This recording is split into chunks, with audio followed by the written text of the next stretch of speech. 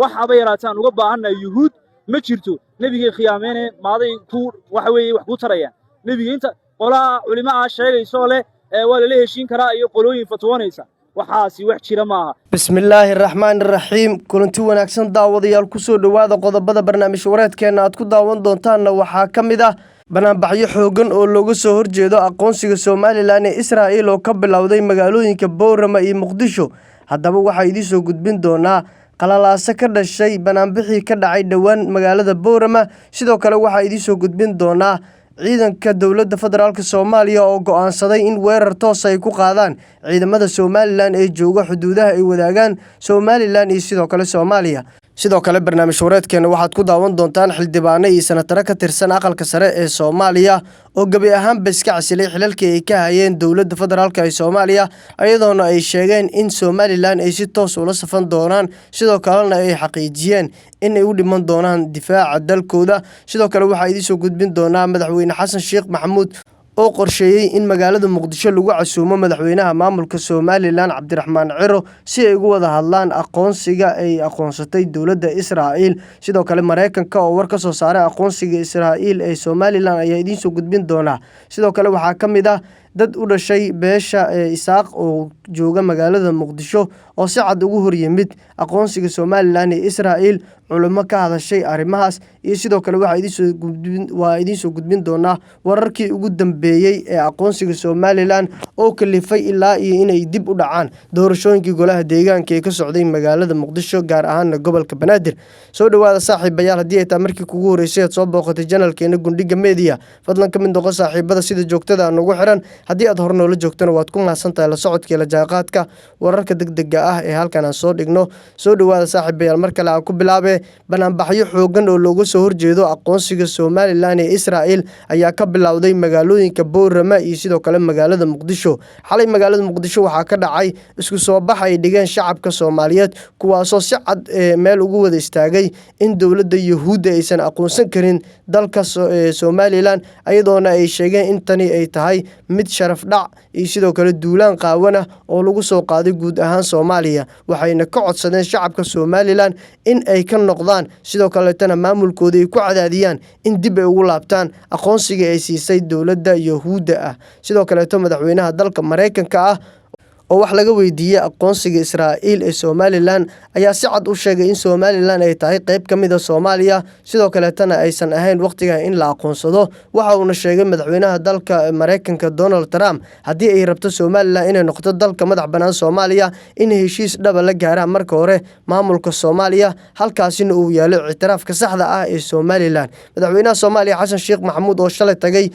kulan ay soo abaabuleen xildhibaanada labada aqal ee baarlamaanka Soomaaliya oo khudbad xasaasiya sidoo kaleetana dhiirigelin ka jeediyay halkaas ayaa si cad u sheegay inuu doonayo in uu la kulmo madaxweynaha maamulka Somaliland. sidoo kaleetana waxa uu diray fariin ahayd Cabdiraxmaan Ciro dadkaada ha u horseedin in Yuhuudda ay hoos fadhiistaan. madaxweynaha Soomaaliya Xasan Sheekh Maxamuud iyo sidoo kaleeto xukuumadda Soomaaliya uu hogaamiyo ra'iisul wasaare Xamse Cabdi Bare ayaa baaqi isdaba joog ka soo saaray aqoonsiga Israa'iil ee Somaliland waxayna si cad meel ugu soo wada jeesteen in Israa'iil ay soo faragelisay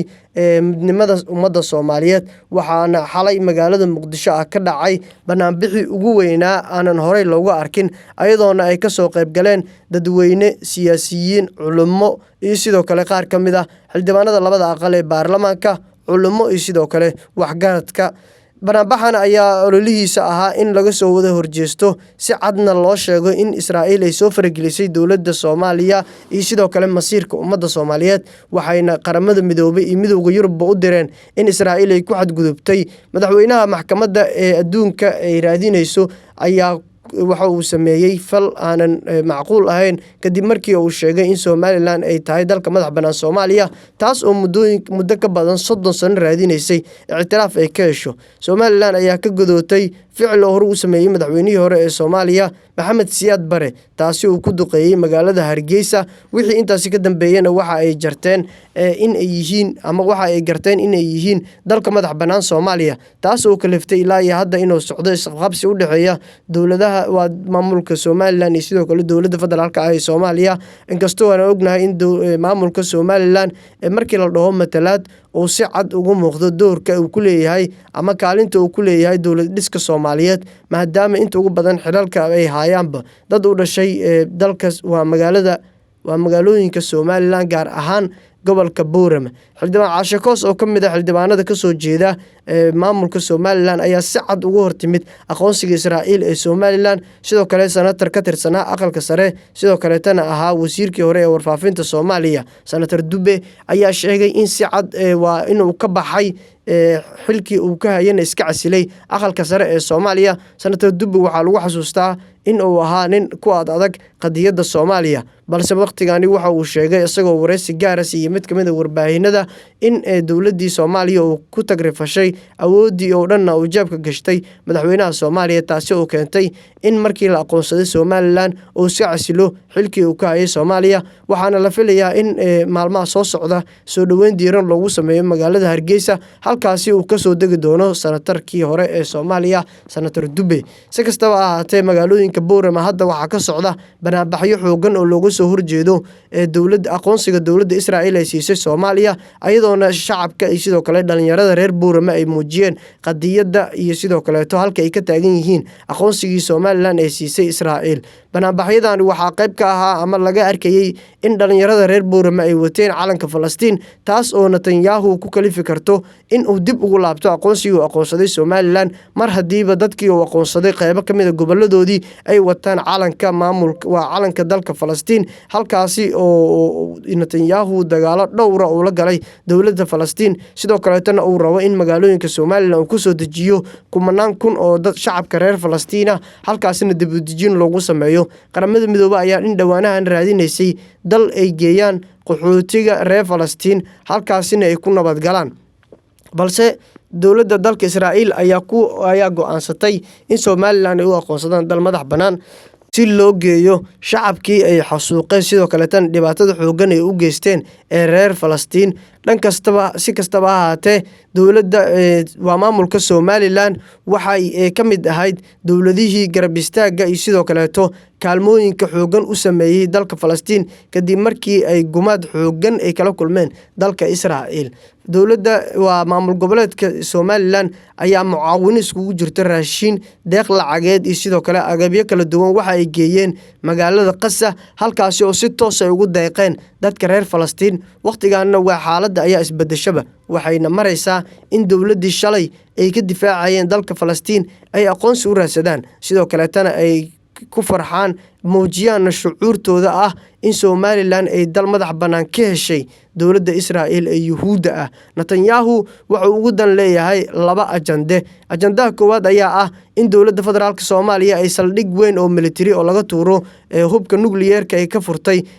deegaanada Warshiq halkaasi waa oo lagu dan leeyahay in lagu duqeeyo sidoo kale tan lagu ilaaliyo badda cas dowladaha Turkiga Imaaraadka Qatar iyo sidoo kale Masar ayaa qayb ka ahaa ololahan lagu jiro in saldhig nuclear laga furo sidoo kale tan dayax gacmeedka laga tuuro gudaha dalka Soomaaliya madaxweynaha Soomaaliya Xasan Sheekh Maxamuud ayaana arintaasi ku saxiixay warqado ay kala saxiixdeen madaxweynaha dalka Turkiga Rajab Tayyip Erdogan dowladda Yuhuudda ee Israa'iil ayaana ka wareyshay xogtaasi oo ahayd in dalka Soomaaliya laga dhisayo saldhig weyn oo nuclear ah taas oo ay ugu dan lahayd inay aqoonsadaan maamulka Somaliland tan labaad ayaa ah in Soomaaliya ay tahay dalka madax banaan dalalka kale ee Afrika halkaasina ay yaalaan kheyraadkii ugu badnaa oo wali aan la isticmaalin sida shidaalka waxaana arintani ay ku timid in dowladda federaalka Soomaaliya qodista shidaalka ay gacanta u gelisay shirkad laga leeyahay dalka Turkiga halkaasi oo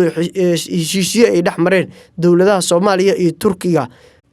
shirkad laga leeyahay dalka Israa'iil ayaa durbaba ka xanaaqday arintaasi waxayna ku dalbadeen in Somaliland loo aqoonsado dal madax banaan si ayagana qayb ugu noqdaan dalalka baadi goobka xoogan u gali doona shidaalka Soomaaliya iyadoona laga yaabo in badda cas dagaalo waaweyn oo u dhexeeya wadamada quwad weynta ah ama wadamada loo yaqaano veto power-ka ay ku dhaxmaraan badda cas oo Soomaaliya ay qayb ka tahay. Dowladda Soomaaliya ayaa waqtigan wajahayso kala guur siyaasadeed maadaama uu soo dhamaaday muddo xileedkii madaxweyne Xasan Sheekh Maxamuud waxaana waqtigan ku soo furmay albaab kale oo ah in dowladda Israa'iil si toos ah u aqoonsatay maamulka Somaliland iyadoona ay sheegtay 4 gobol oo